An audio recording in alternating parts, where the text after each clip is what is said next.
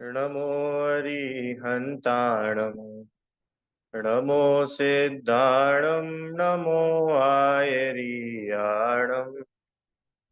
नमो उवज्झायाय नमो लोये सव्वसाहुणम्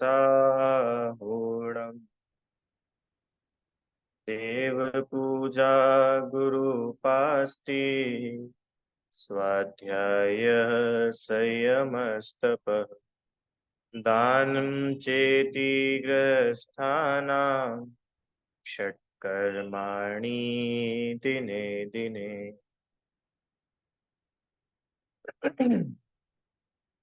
श्रावक के 6 आवश्यक, ये पाठ अपन लोगों का चल रहा था और इसमें हम लोगों ने अभी तक क्या क्या पढ़ लिया? देव पूजा और गुरु उपासना और स्वाध्याय, है ना। और उसके पहले हम लोगों ने ये देखा था कि निश्चय आवश्यक क्या होता है ना। सबसे पहली क्लास में देखा था कि वास्तव में आवश्यक क्या है, कि अपनी आत्मा को समझकर उसमें लीन होना ही श्रावक के लिए परम आवश्यक है, क्योंकि वही एक रास्ता है जिससे जीव सुखी हो सकता है। अब अपनी आत्मा को समझने के लिए फिर ये 6 आवश्यक बताए कि तुम प्रतिदिन ये 6 काम करो, पर क्यों करो? अपने आत्मा को समझने। तो वो जो 6 व्यवहार आवश्यक थे वो था देव पूजा, गुरु उपासना, स्वाध्याय, संयम, तप और दान।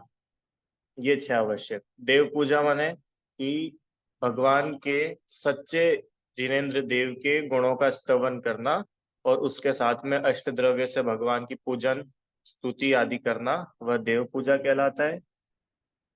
गुरु उपासना,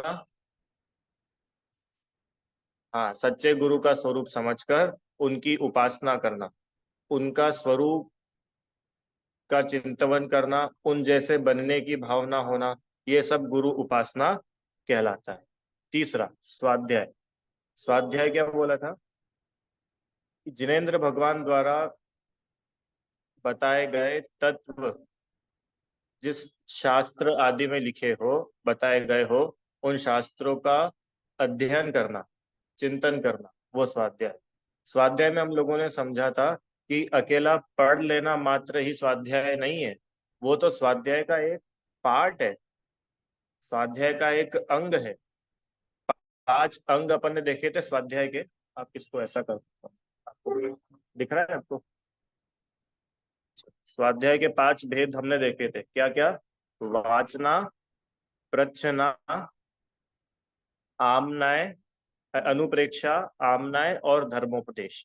क्या क्या होते हैं ये? वाचना मतलब पढ़ना अथवा सुनना, ये कहलाता है वाचना। प्रच्छना, कुछ अपने को डाउट हो, शंका हो, उसका विनय पूर्वक समाधान करना, प्रश्न पूछना, ये प्रच्छना नाम का स्वाध्याय है। तीसरा अनुप्रेक्षा, जो हमने पढ़ा समझा उसका बार बार चिंतन करना, उसका बार बार विचार करके उसका निर्णय करना, यह कहलाता है अनुप्रेक्षा। चौथा आमनाय। आमनाय मतलब पुनः पुनः दोहराना। पुनः पुनः दोहराना मतलब जो भी हमने पढ़ा हो वो याद रखना, भूल नहीं जाना, उसको बोलते हैं आमनाय नाम का स्वाध्याय। ठीक है। और अंतिम धर्मोपदेश। धर्मोपदेश मतलब जो अपन ने पढ़ा हो समझा हो वो अन्य को उसका उपदेश देना, अन्य को भी वो समझाना, वो कहलाता है धर्मोपदेश। ये पांचों ही स्वाध्याय के भेद है, ये 5 अंग कहलाते हैं स्वाध्याय। ठीक है। अब अपने को आज ये पढ़ना है कि स्वाध्याय करते समय हमें किन बातों का ध्यान रखना चाहिए। ठीक है। पहले तो अपन सामान्य सी बातें देखते हैं कि जो हम शास्त्र स्वाध्याय करते समय अपने को ध्यान में रखना चाहिए, वो तो क्या क्या हो सकती है, आप लोग ही बताओ। आपके भी ख्याल में ही होंगी कुछ बातें जो अपने को बाहरी रूप से भी ध्यान में रखनी चाहिए। ऐसी क्या बातें होती स्वाध्याय के साथ? हाँ, स्वाध्याय शांति से बैठकर विनय पूर्वक किया जाना चाहिए।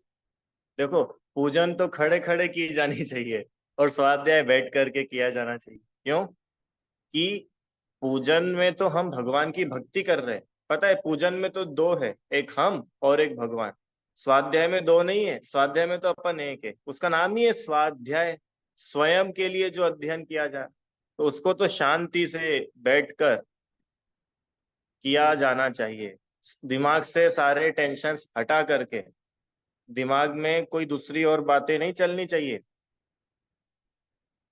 हम्म। और देखो स्वाध्याय तो अपन एक शब्द बोल रहे हैं। आप ये समझो कि कोई बच्चा सीए की एग्जाम दे रहा हो, अब वो सीए की जो पढ़ाई कर रहा है, कॉम्पिटिटिव एग्जाम की पढ़ाई कर रहा है, अब वो कैसे पढ़ाई करता है? तो जो सिंसेरिटी से पढ़ाई करता है ना, वो सिंसेरिटी अपन यहाँ समझ रहे हैं। टीवी देखते देखते कोई किताब खोल के बैठता है? फोन चलाते चलाते पढ़ाई होती है क्या? नहीं होती। तो ये तो जिसको कोई कॉम्पिटिटिव एग्जाम, अपनी 10वीं 12वीं की एग्जाम देनी हो, वो इतना सीरियस होकर के, सिंसियर होकर के पढ़ाई करता है। तो यहाँ तो संसार से ही पार हो जाने वाली बातें पढ़ रहे हैं अपन।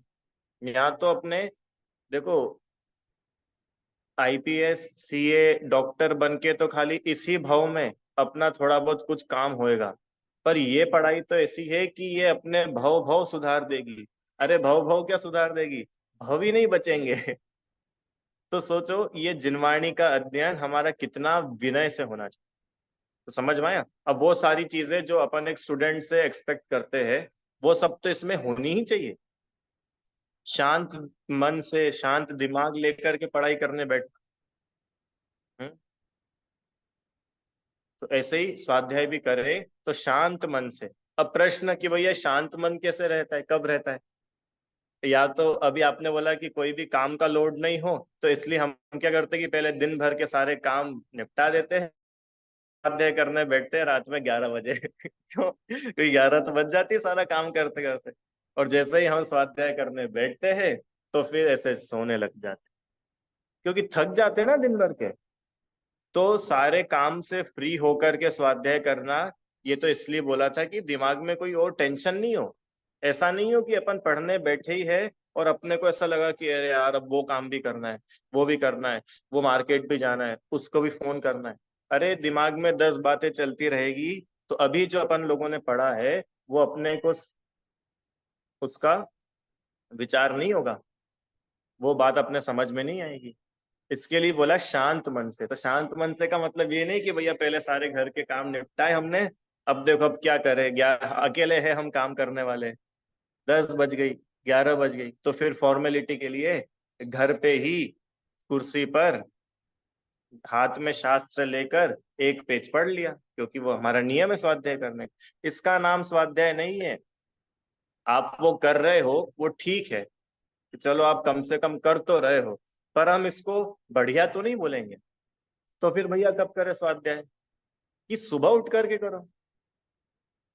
सुबह उठते से सबसे पहले स्वाध्याय करो।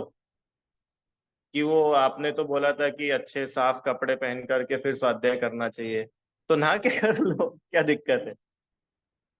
नहा के कर लो ना। पर सुबह सुबह करना चाहिए। अरे पढ़ाई भी करते हैं तो पढ़ाई कब करते हैं? बोलते हैं ना उसको भाई सुबह जल्दी उठ के पढ़ाई। रात में देर तक जागकर पढ़ाई करने से कई गुना अच्छा है सुबह जल्दी उठकर पढ़ाई करना। क्यों? क्योंकि सुबह अपन बिल्कुल फ्रेश रहते हैं, नींद पूरी हो चुकी होती है, दिन भर का कोई टेंशन ही नहीं है। सुबह उठ करके अपने को स्वाध्याय करना चाहिए। इसके लिए हमारे ग्रंथ हमारे मंदिरों में तो होने ही चाहिए, हमारे घरों में होने चाहिए। आप में से किन किन के घर में शास्त्र नहीं है? है? अरे होना चाहिए। देखो अपन अपने घर में भगवान तो विराजमान नहीं कर सकते, भगवान की फोटो भली लग सकती है, पर भगवान थोड़ी ना अपने घर में विराजमान करेंगे। और महाराज जी, कि भाई महाराज जी की भी फ्रेम हो सकती है, महाराज जी थोड़ी अपने घर में आएंगे। तो देखो ना, देव अपने घर में है, ना गुरु अपने घर में। पर देव और गुरु का स्वरूप बताने वाले वे शास्त्र, वो तो हम अपने घर में रख सकते। और रख क्या सकते, रखना ही चाहिए। हाँ इतना जरूर ध्यान रखना चाहिए कि फिर अब वो जो शास्त्र अपने रखा है उसकी अविनय ना हो। चाहे किसी जगह पर अपन ना रख दे, अपने घर में एक ऐसी अपन जगह, और जगह भी ना सही तो एक अलमारी, अलमारी भी ना सही तो एक कबर्ड ऐसा हो जिसमें हम जिनवाणी विराजमान करके रखें। वो जगह ऊंची हो। वहां पर अशुद्धियां ना होती हो, ऐसा ख्याल रख करके हमको घर में शास्त्र विराजमान करना ही चाहिए। ठीक है। अब वो शास्त्र कैसे पढ़ना चाहिए? कैसे पढ़ना चाहिए कि हमारे कपड़े अच्छे हो, बिस्तर के कपड़े ना हो। बिस्तर के कपड़े अशुद्ध होते हैं, तो बिस्तर के कपड़े ना हो, नहा धो करके कपड़े शुद्ध पहन करके फिर अपने को स्वाध्याय के लिए बैठना चाहिए। और आप विश्वास मानो, आपको पता है 1 घंटा 1.5 घंटा 2 घंटे तो बहुत ज्यादा होता है। 15 मिनट सफिशियंट है ईमानदारी का स्वाध्याय करने। अभी भी आपको क्या लगता है ये जो अपनी 40 मिनट की क्लास होती है, इसमें से हार्डली 5 मिनट का अपने समझ में आता है एक बार में। फिर आप वो बार बार उसको सुनोगे तो फिर, क्योंकि ऐसा लगता है ना, अभी इसी क्लास को आप वापिस सुनना, तो आप बोलोगे अरे ये तो अपन ने सुना ही नहीं था, ये तो नई बात है। इसका मतलब क्या है कि अपना माइंड एक बार में 5%, 2% से ज्यादा कुछ ग्रास्प करता ही नहीं। 15 मिनट का स्वाध्याय सफिशिएंट है, ओवरलोड भी नहीं होगा, और जितना पढ़ेंगे तो अपने अंदर उतरेगा। नहीं तो पता है क्या होगा कि अपन ग्रंथ तो पूरे करते जाएंगे कि हाँ भैया वो आपने बढ़िया बताया, हमने ये ग्रंथ भी पूरा कर लिया, ये भी पूरा कर लिया, ये भी पूरा कर लिया, और उतरा कितना? नहीं, वो मत पूछो। क्यों? क्योंकि हमने ध्यान से नहीं पढ़ा। इसलिए ये कितना ज्यादा पढ़ रहे हैं, इससे ज्यादा इंपॉर्टेंट ये है कितना अच्छे से पढ़ रहे हैं। हाँ, अगर आपका अच्छे से पढ़ रहे हो तो फिर तो 1 घंटे भी पढ़ लो, 2 घंटे भी पढ़ लो, पर वो चीज अपने समझ में आनी चाहिए। अरे आपको समझ में आ रहा है कि नहीं? हाँ। तो क्या बात हुई कि सबसे पहले सुबह उठते से नमोकार मंत्र कौन कौन बोलता है? ये बाल बोध में पढ़ाते ना बच्चों को, तो अपन लोग ही समझ ले, अपन ही बालक है अभी तो सब। सुबह उठ के नमोकार मंत्र बोलना चाहिए, रात में सोने से पहले नमोकार मंत्र बोलना। कारण है इसके पीछे, क्या कारण है? चलो कारण ही बता दो, क्यों बोलना चाहिए बताओ। हाँ, कि भाई सोते समय हम जैसा विचार करके सोते हैं, हमारे दिमाग में भी फिर वही चलता है। तो एक तो ये फायदा है कि बुरे सपने नहीं आएंगे, नींद अच्छे से आएगी। ठीक है। एक तो ये बिल्कुल लास्ट नंबर वाला फायदा, और अच्छा फायदा बताओ। हम्म कि सुबह उठते से ही अथवा रात में सोने से पहले अच्छा काम करते हैं। अच्छा, देखो अपन रात में, पर अभी जैसे आप लोग सोओगे, सब अपन लोग सोएंगे, तो पंच परमेष्टि का चिंतन करके सोएंगे, तो पता है अपने को अवसर मिलेगा कि पूरा दिन भर तो अपना भागा दौड़ी में निकल गया। अब अपन बैठेंगे ना शांति से, आप माला ना फेर पाओ कोई बात नहीं, 1 मिनट 2 मिनट 5 मिनट सिर्फ बैठो, और बैठ करके अपने को बस इतना सोचना चाहिए कि आज दिन भर का हिसाब किताब क्या रहा, आज अपन ने क्या क्या अच्छे काम किए, क्या क्या बुरे काम किए। अरे ये तो अपन कर सकते कि नहीं कर सकते? वो करना ही चाहिए। ये सेल्फ एनालिसिस जो करते हैं ना, ये एक्चुअल स्वाध्याय है। ये एक्चुअल मोक्ष मार्ग में आगे बढ़ रहे हैं अपन, क्योंकि इसमें डायरेक्ट अपन अपने ऊपर काम करते हैं। समझ में आए अपने को? बिल्कुल। और ऐसा ना हो तो अपन तो नियम ले लो, नियम लेने से क्या होता है कि अपन उसको फॉलो तो करते हैं। तो ये नमोकार मंत्र का जो कल्चर है ना, वो कल्चर यही है कि दिन भर में कुछ भी हो गया हो, अपने को ये तो ध्यान में रहे कि अपने आदर्श पंच परमेष्ठी है, अपनी शरण पंच परमेष्ठी है। तो रात में सोते समय अपने को एक ख्याल आए, जो अपन इधर उधर भटक जाते हैं, अपने को जमाने भर के थॉट आते हैं, तो वो अपने को समझ में आएगा कि नहीं, पंच परमेष्ठी। देखो हाँ, इनका प्रश्न है कि भैया वो भी तो बेड पर ही कर रहे हैं, विचार करने में कोई समस्या नहीं। ये तो क्या है कि जिनवाणी अपन पढ़ते हैं ना, तो पढ़ना, फिर वो शास्त्र को फिजिकली छूना करना, तो उसमें अशुद्धियां होती है। इसलिए उसमें बोलते हैं कि अपने को नहा धो करके साफ अच्छे कपड़े पहन करके नीचे बैठ करके जिनवाणी पढ़ते। लॉजिक ये है।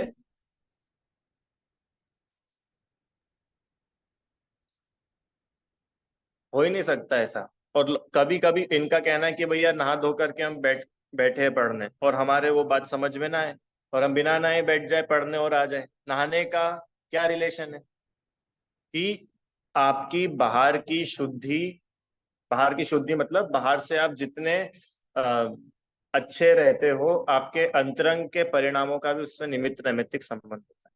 ये तो वह शास्त्र से होता है। अब इसका एग्जाम्पल देता हूँ।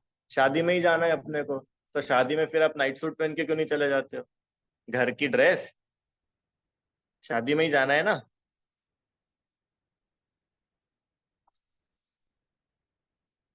लोअर में भी चले जाते शादी में।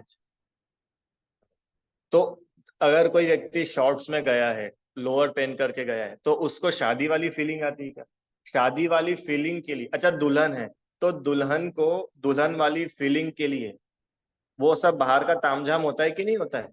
वो उतना भारी भरकम लहंगा होगा, उसकी बाकी लोगों की मेहंदी यहाँ तक होगी, उसकी मेहंदी यहाँ तक होगी, क्यों होगा ये सब? कि वो बाहर का पूरा एक प्रोसीजर है, वो दुल्हन के फील में आए उसके लिए।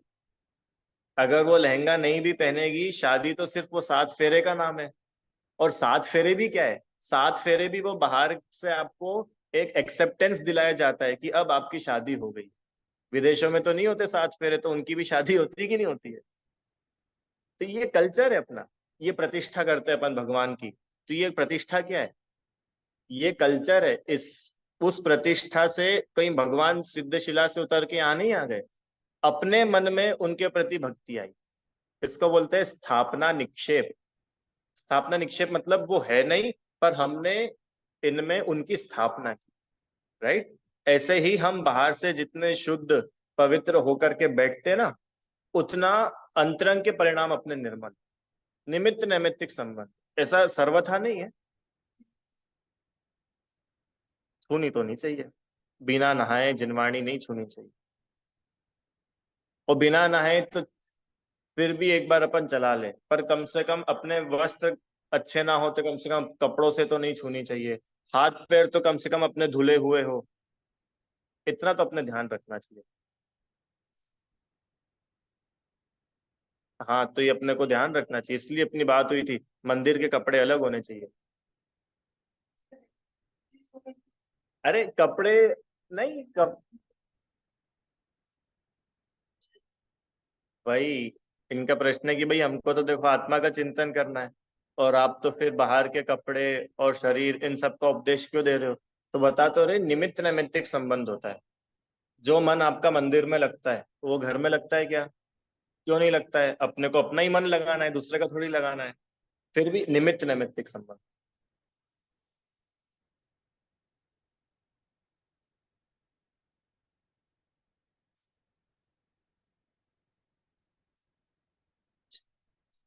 हाँ,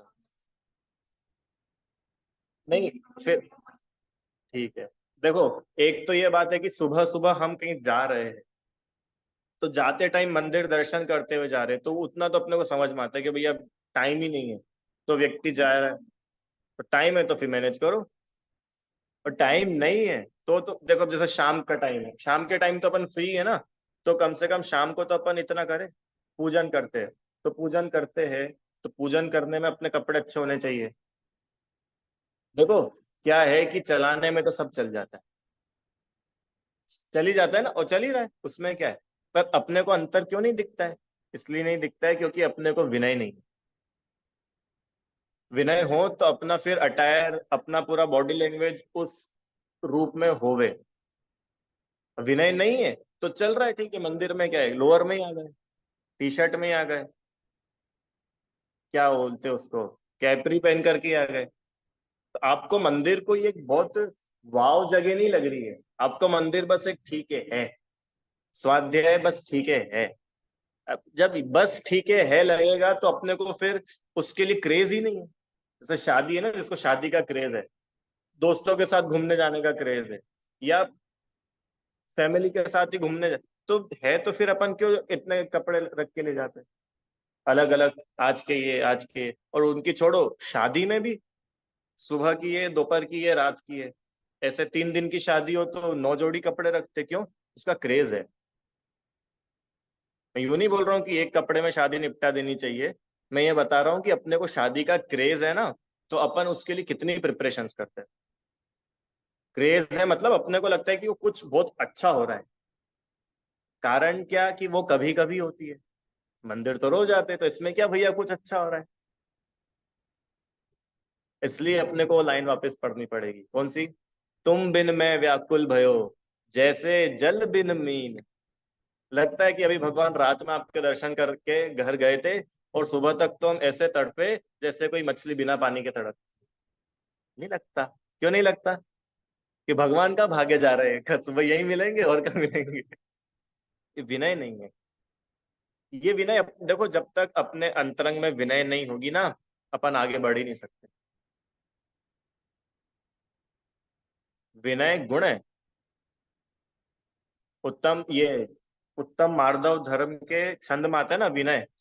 लाइन एकदम याद नहीं आ रही। 10 लक्षण धर्म की पूजा में विनय महागुण कहे अयानो, नहीं। आप लोग चैट में लिख के भेज दो जो भी। है ना, एक लाइन आती है ना इसे विनय की।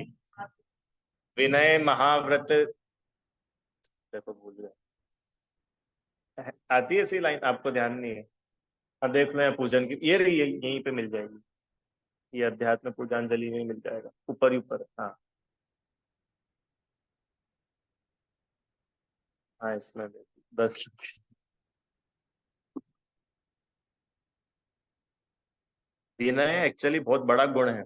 आप विनय को माइनस कर दो, आप मोक्ष मार्ग में आगे नहीं बढ़ सकते। अरे मोक्ष मार्ग छोड़ो, आप घर में भोजन नहीं कर सकते अगर आपके अंदर विनय ना हो तो। है उत्तम माधव के छंद में।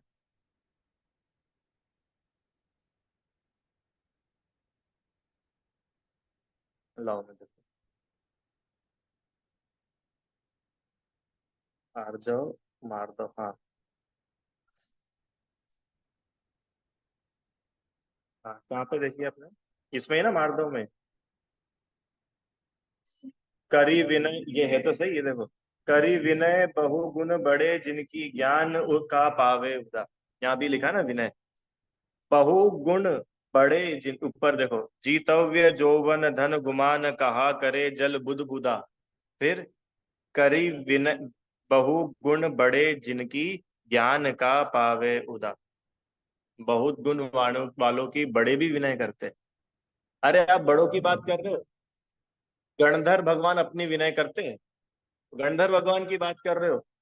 तीर्थंकर भगवान समोच्च शरण में बैठ के अपनी विनय करते हैं। कि भैया अब ये तो बहुत ज्यादा बोल रहे हो आप। ऐसा थोड़ी हो सकता है, तीर्थंकर अपनी विनय कर सकते हैं? क्यों? तीर्थंकर भगवान अपनी विनय, अपन करे तो वहां तक तो समझ में आती है। तीर्थंकर अपनी कैसे विनय करेंगे? हाँ, आत्मा की विनय। अपन आत्मा से कोई घट करके कुछ है क्या? आत्मा की विनय तो बहुत बड़ा गुण है, और जब तक ये विनय अपने अंदर नहीं आती है ना, अपन बिल्कुल भी आगे ही नहीं बढ़ सकते। और ये विनय देखो, एक तो अंतरंग की विनय होती है कि हम अंदर से ही बहुत ज्यादा डेडिकेटेड है। तो जब आप अंदर से डेडिकेटेड हो, तो बाहर से भी आपके जेस्चर से पता चलेगा ना कि आपका डेडिकेशन कैसा है। क्यों? अपने घर में अपने जमाई आए, तो भाई हमारे अंदर से तो बहुत रिस्पेक्ट है उनके लिए, पर वो आए और अपन पानी का भी नहीं पूछे, उनको बैठने तक का नहीं बोले, नहीं, अंदर से बड़ी रिस्पेक्ट है। ऐसा थोड़ी होता है। अरे अंदर से आपके रिस्पेक्ट है, तो वो दिखेगा ना बाहर। समझ में आया? चलो स्वाध्याय। तो क्या बोल रहे हैं कि स्वाध्याय विनय पूर्वक कर, घर में भी अगर अपन करें तो अच्छे से करनी चाहिए। ठीक है। दूसरा, शास्त्र ऊंचा रख करके बैठना चाहिए, पैर पर नहीं रखना चाहिए। और ये अकेले स्वाध्याय में नहीं बता रहा हूँ, पूजन भी अगर हम करें तब भी ध्यान रखने की बात है। अपने को पैर पर नहीं रखना चाहिए जितना। कितने ही लोग चेयर पर बैठ करके जैसे पूजा करते हैं, स्वाध्याय प्रवचन सुनते, तो क्या होता है, पैर पे शास्त्र रख लेते। नहीं रखना चाहिए पैर पे। अपनी नाभि के नीचे शास्त्र नहीं रखना, तो शास्त्र ही नहीं, पूजा की थाली भी है, ये सब ऊपर होना चाहिए। ऊपर होना चाहिए क्यों? क्योंकि ये विनय का प्रतीक है। ऊपर रखना चाहिए। ठीक है। तीसरा, उसके जिनवाणी अथवा पूजन की किताब, कोई भी शास्त्र हो, उसके पन्ने कैसे पलटना चाहिए, ये ध्यान रखना चाहिए। कैसे पलटना चाहिए, देखो बता दे। ये किताब है, अभी ये किताब है ना, 100 साल तक चल सकती है, बस अगर इसके पन्ने सही तरीके से पलटे तो। और ये ऐसे कर ऐसे कर करके अगर करें तो क्या होगा, खराब हो जाएगी, फट जाएगी। आप देखना अधिकतर किताबों में ऐसे नीचे से पन्ने मुड़े होते हैं, क्यों? क्योंकि हमारी ऐसे फोल्ड करके मोड़ने की आदत है। ऐसे नहीं ये ऊपर से ऐसे टर्न करना चाहिए पेज। ठीक है, ये विनय है जिनवाणी की। अब शास्त्र अगर ऐसे भी रखा है तो ये ऊपर से ऐसे करना चाहिए, ये विनय। ठीक है, थूक नहीं लगाना चाहिए। हालांकि लोग इतना तो विनय रखते ही है कि जिनवाणी अथवा पूजन की पुस्तकों पर थूक ना लगाए, तो फिर भी लगाने वाले तो लगा ही देते जिनकी आदत होती है। एक्चुअली क्या है, अपने मन में ऐसी इमेज है, जिनवाणी मतलब तो कोई मोटा A4 साइज का बड़ा ग्रंथ, उसको जिनवाणी बोलते हैं। अभी इस पुस्तक को कौन जिनवाणी बोलेगा? ये क्या पुस्तक है भाई, ये तो इतनी सी है। अरे इतनी सी है, ये पुस्तक है, इसमें जिनवाणी जिनेन्द्र भगवान द्वारा कही बात लिखी है, तो ये भी तो जिनवाणी हुई। तो चाहे इतनी बड़ी हो, चाहे छोटी सी हो, कुछ कुछ तो ऐसी इतनी छोटी भी आती है ना, जिनमें भक्ति लिखी रहती है, भक्तामर आदि लिखे रहते हैं। अब वो कहने को तो होती है पॉकेट साइज, और वो पॉकेट में रखने की नहीं होती है। तो बोले कि हाँ भैया पॉकेट साइज थी तो हमने तो रखी जेब में और चल दी है। अच्छे से रखना चाहिए। ठीक है, ये बिल्कुल बाहर की विनय बता दो कि जो शास्त्र पढ़ना नहीं शुरू किया है उसके पहले की भूमिका है ये। चलो, चौथी बात जो मैंने अभी कुछ दिन से नोटिस करी है कि कुछ लोग स्वाध्याय तो करते हैं, पर स्वाध्याय करने के पहले मतलब जब बैठते हैं तब मंगलाचरण नहीं पढ़ते, मंगलाचरण नहीं करते। स्वाध्याय जैसे कि कोई नॉवेल पढ़ रहे हो, सीधे से बुक मार्क निकाला, कल कहाँ तक पढ़ा था और आज फिर यहाँ से पढ़ना शुरू कर दिया, ऐसे नहीं करना चाहिए।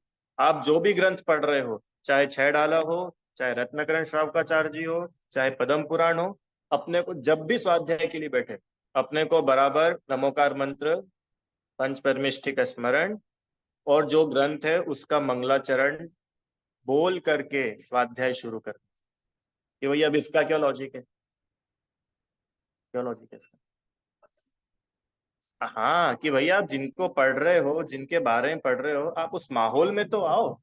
आप घर से आ रहे हो दौड़े भागे, ऑफिस से आ रहे हो, दुकान से आ रहे हो, तो आप इस माहौल में तो आओ। आप सब जगह से कट करके यहाँ पर आओ तो सही। तो यहाँ पर लाने का तरीका है मंगलाचरण, पहला। दूसरा, कि भैया जिनकी बातें हम पढ़ रहे हैं उनको नमस्कार तो करो कि भाई आपकी वजह से हमको ये सब मिला। अरे ये अपने अपने को बड़ी मुश्किल से मिला ये। अभी इन सब की कहानी तो आपने सुनी होगी, वैसे तो नहीं सुनी, सुनी श्रुत पंचमी वगैरह पे की कथा है।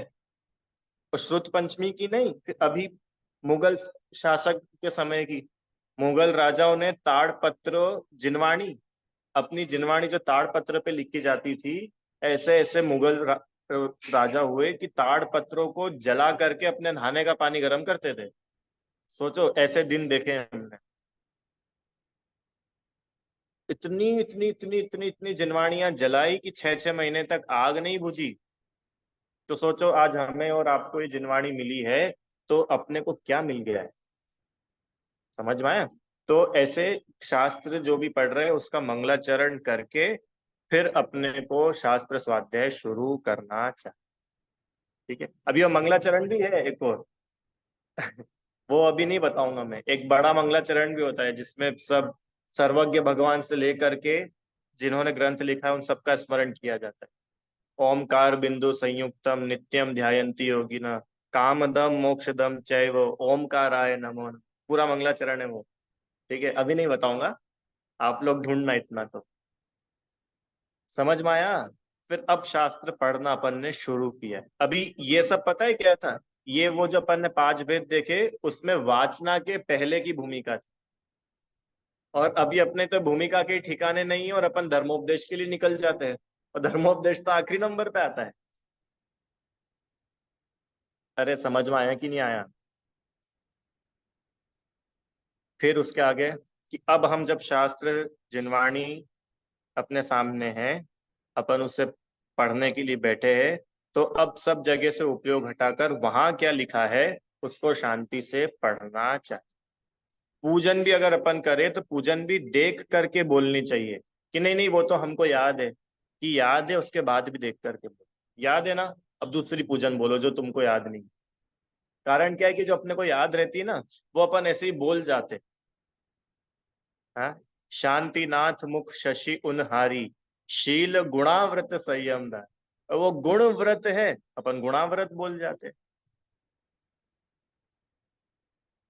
है कि नहीं? इसलिए अपने को देख करके बोलना चाहिए।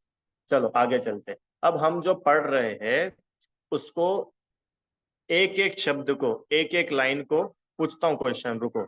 एक एक लाइन को अपने को देख करके शांति से पढ़ना चाहिए, और जहां अपने को समझ में ना आए तुरंत मार्क लगाना चाहिए। तुरंत, ऐसा नहीं कि अरे चलो होगा कुछ अपन तो आगे चलो। तुरंत वहां पे बिल्कुल फुल स्टॉप, अब आगे नहीं बढ़ना है। अब इसको सॉल्व करेंगे तब आगे बढ़ेंगे। अब आप अगर इस तरीके से कोई भी ग्रंथ का स्वाध्याय करोगे ना, तो विश्वास मानना एक ग्रंथ ही बहुत रहेगा, आपको ढेर सारे नहीं पढ़नी पड़ेगी पोथिया। अब अपना क्या है कि भाई अभी क्या चल रहा है, कि अभी तो हमारा सागर धर्मामृत चल रहा है। अच्छा, फिर आगे क्या विचार है कि बस ये ग्रंथ हो जाएगा थोड़े दिन में पूरा, फिर उसके बाद पुरुषार्थ सिद्धि उपाय शुरू कर देंगे। ये फिर कि बस पुरुषार्थ सिद्धि उपाय हो जाएगा, फिर सोच रहे आत्मानुशासन कर लेंगे। ये क्या है? कोई सिलेबस थोड़ी ना है कि भाई एक के बाद दूसरा, दूसरे के बाद तीसरा। अब ये पता है क्यों होता है? अच्छा, होता है कि नहीं होता है ऐसा बताओ।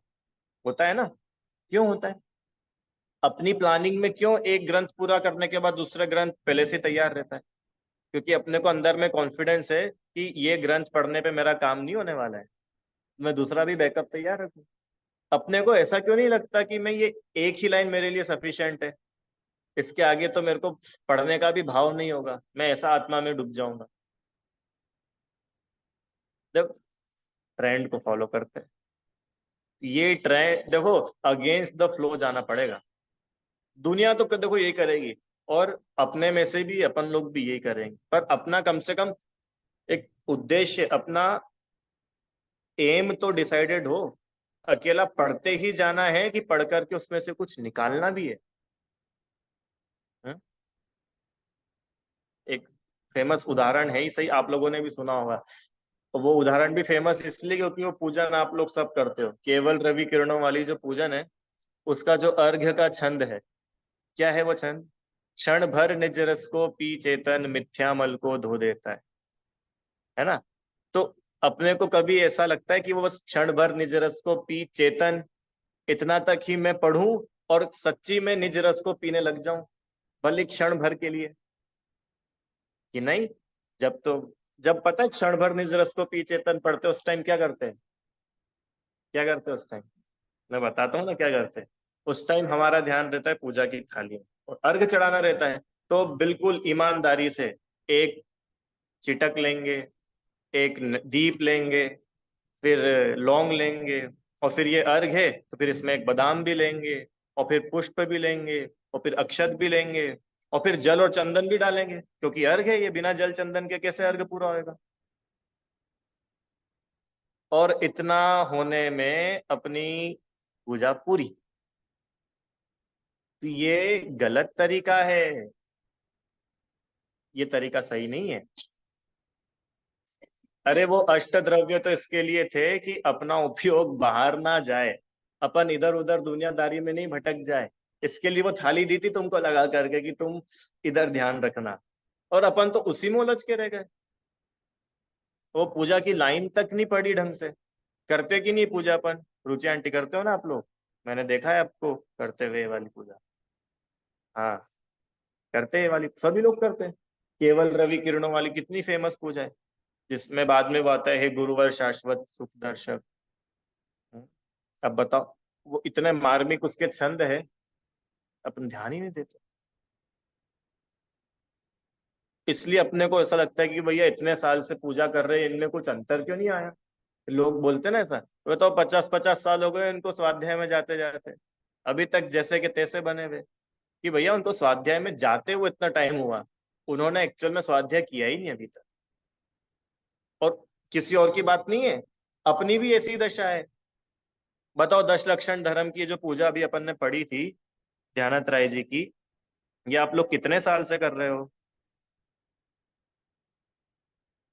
कि भैया जब से हमने पूजा करनी शुरू की होगी तब से ही कर रहे कि नहीं कर रहे?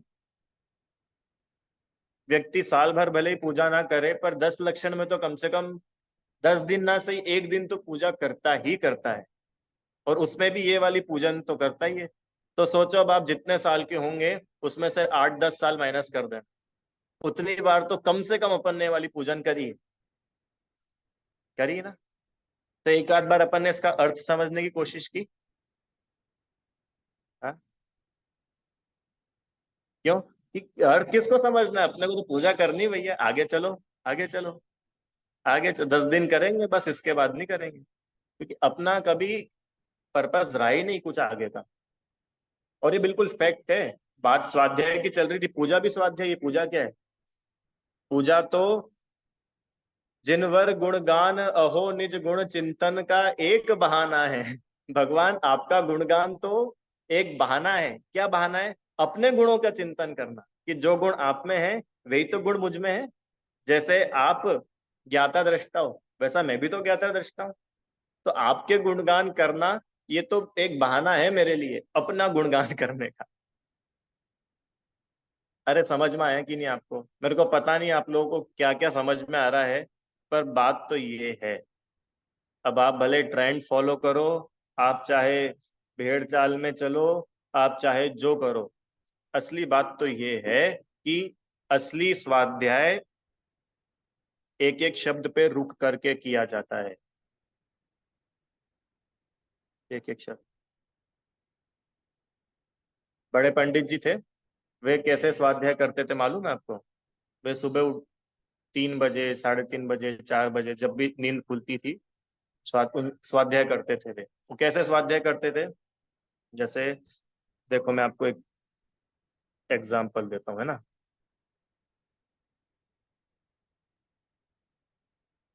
ये ग्रंथ है, ये सामने श्लोक लिखा है। अब आगे, जिनेन्द्र देव की पूजा, निर्ग्रंथ गुरु की सेवा, स्वाध्याय, संयम, योग्यतानुसार तप और दान, ये 6 कर्म श्रावकों को प्रतिदिन करने योग्य है। वापस, जिनेन्द्र देव की पूजा, निर्ग्रंथ गुरु की सेवा, स्वाध्याय, संयम, योग्यतानुसार तप और दान, ये 6 कर्म श्रावकों को प्रतिदिन करने योग्य है। वापस एक ही एक लाइन को बार बार वापस वापस, क्यों? क्योंकि एक बार अपन पढ़ जाते हैं, अपने को पता ही नहीं चलता अपन ने क्या क्या पढ़ा। तो अब अपने को समझ में आएगा, अच्छा जिनेन्द्र देव की पूजा, जिनेन्द्र देव, और फिर पूजा, और फिर कैसी पूजा, तब अपन अंदर उतर पाएंगे। योग्यतानुसार दान, योग्यतानुसार तप, इसका मतलब क्या? खींचतान नहीं करना। इसका मतलब क्या? कि अपनी शक्ति छुपाना भी नहीं। अब ये बार बार अपन पढ़ेंगे ना, तब अपने को समझ में आएगी। क्योंकि आप और हम में से कोई भी आज अकलंक नहीं है, ना निकलंक है। अकलंक निकलंक की स्टोरी पता है आपको? अकलंक जो थे वो सिर्फ एक बार पढ़ते थे और उनको चीज याद हो जाती थी, और जो निकलंक थे वो उनको 2 बार में याद होती थी। तो ना अपन लोग अकलंक है ना निकलंक है क्या आप में से कोई ऐसा? तो बताओ। कोई नहीं। तो अपने को ऐसा क्यों लगता है कि अपन ने एक बार पढ़ लिया तो अपना काम हो गया? समझ में आ रहा है कि नहीं? देखो, सबके लिए बात है, मेरे लिए भी है और आपके लिए भी है, सभी के लिए।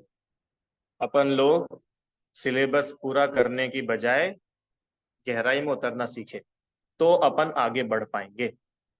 नहीं तो वहीं के वहीं रहेंगे। वो कहने को सिलेबस पूरा हो जाएगा, क्या है उसमें दम? क्या है? अभी हो जाएगा ये वितराग विज्ञान एक पूरा, 2 भी हो जाएगा, 3 भी हो जाएगा, छेड़ाला भी हो जाएगी, रत्नाकरण भी हो जाएगा। पर इतना सब पूरा होने पर भी अपन तो वहीं के वहीं खड़े रहेंगे ना। ये मैं आप लोगों को इसलिए इतना बोल रहा हूँ क्योंकि बाकी की दुनिया तो यहाँ आई भी नहीं है। अपन कुछ लोग ही यहाँ आए हैं। तो अपन कुछ लोग भी यहाँ आकर के ठगे से रह जाए, अपने आप को झूठी सांत्वना ही देते रह जाए, तो अपन ठगा गए कि नहीं ठगा गए रुचि आंटी? इसलिए भाई आप लोग सभी लोग ये क्लास को या किसी भी स्वाध्याय को, पूजा को, कोई भी काम को शेड्यूल बना करके नहीं करना चाहिए कि भाई अब है, अब देखो भाई अपनी तो आदत है सुबह 8:30 बजे वो आ जाती है लिंक, अपन दबा देते और बैठ जाते हैं 4 घंटे। शेड्यूल नहीं बना के रखना चाहिए। ठीक है, समझ में आया? मेरा मन तो कुछ और था लेने का आज, पर अब ठीक है। ये यही है स्वाध्याय में ध्यान रखने की बातें और क्या। बाकी जो बाहर की बातें वो सब तो अपन जानते समझते ही है, किस प्रकार से शास्त्र आदि की विनय होनी चाहिए वो सब। ठीक है, चलो तो इस प्रकार से स्वाध्याय नाम का आवश्यक है। कुछ पॉइंट्स इसमें और थे जो मैंने सोचा था लेने की, पर अब देखेंगे, कल ले लेंगे जैसा होगा। ठीक है, चलो कोई प्रश्न है आपको, पूछ लीजिए। बोलो ना, बच्ची को प्रश्न है, बोलो। मेरा क्वेश्चन ये है कि जैसे अपन को मंगल पाठ नहीं आता हो, है ना, तो क्या कहते हैं, हमें कोई बुक पढ़नी है तो हम नमो हरियंतारम पढ़ के उसको स्टार्ट कर सकते हैं। बिल्कुल बिल्कुल, आपको कोई मंगलाचरण नहीं आता हो अच्छे से पढ़ना, तो नमोकार मंत्र तो है ही ना, बिल्कुल अच्छे से नमोकार मंत्र बोल करके अपने को शुरू करना चाहिए। ऐसा ही है, जैसे बच्चों की आती है स्टोरी बुक्स आती है, भले ही वो धर्म की स्टोरी बुक्स भी क्यों ना हो, पर अपने को उसको भी विनय से पढ़नी चाहिए। मेरे पास में बहुत सारी बुक्स रखी रहती है, मैं बच्चों को देता रहता हूँ। तो एक बार किसी पेरेंट ने मेरे को बोला कि भैया मत दो। इनका क्यों? कि वो अभिनय होगी हमारे घर में, बच्चा ध्यान ही नहीं रखता है, सुसु कर देता है, खाने पीने के हाथ लगा देगा, फाड़ देगा, तो क्या करो आप मत दो, कोई नहीं। तो मैंने उनको बोला कि आप लेके जाओ और फिर उसको सिखाना कि ऐसे नहीं करना चाहिए। अरे जब तक उसके हाथ में वो चीज ही नहीं आएगी, वो कैसे सीखेगा? उसको क्या पता चलेगा कि इसमें महाराज जी की फोटो है और ये जिनवाणी है, तो इसकी अभिनय अपने को नहीं करना चाहिए। अरे वो सीखेगा ना, एक बार दो बार फाड़ भी देगा, हो सकता है मोड़ भी देगा, पर सीखेगा भी तो ऐसे ही। नहीं तो आप कैसे सिखाओगे उसको अच्छा बात? आपको उसको मोबाइल देना मंजूर है, आपको उसको पंचतंत्र और पता नहीं क्या क्या आता है वो सब मंजूर है? और जिनवाणी देना मंजूर नहीं, क्योंकि जिनवाणी की वो अभिनय कर देगा। तो यूं तुम बड़ी विनय करना सिखा रहे हो। अरे विनय करना भी तो जिनवाणी में ही सीखेगा ना। कितने लोग बहाना बनाते हैं कि भैया वो हम प्रवचन में नहीं आते, क्यों? वो हमको नींद बहुत आती है, तो क्या करें, इसलिए हम प्रवचन में नहीं जाते, शर्म आती है। तो भैया आपकी जब भी नींद खुलेगी तो वहीं तो खुलेगी। समझ में आए? तो इसलिए अपने को ऐसे बहाने नहीं बना करके उसका सही तरीका निकालना चाहिए, जिससे धर्म के संस्कार अपन बच्चों में भी डाल सके और अपने अंदर भी बढ़ सके। ठीक है, चलिए जिनवाणी स्तुति। हे जिनवाणी भारती तो ही जपो दिन रैन, जो तेरी शरणा गए सो पावे सुख चैन। जा वाणी के ज्ञान से सूझे लोकालो, सो वाणी मस्तक नमो सदा देतु दो।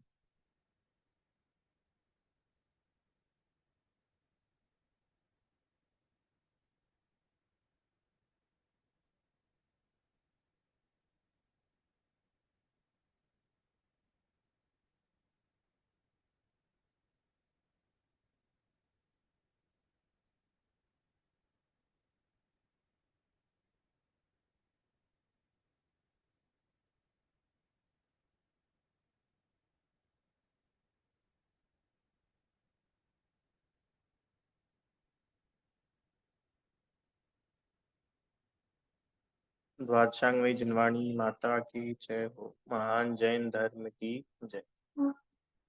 जय जिनेन्द्र सभी।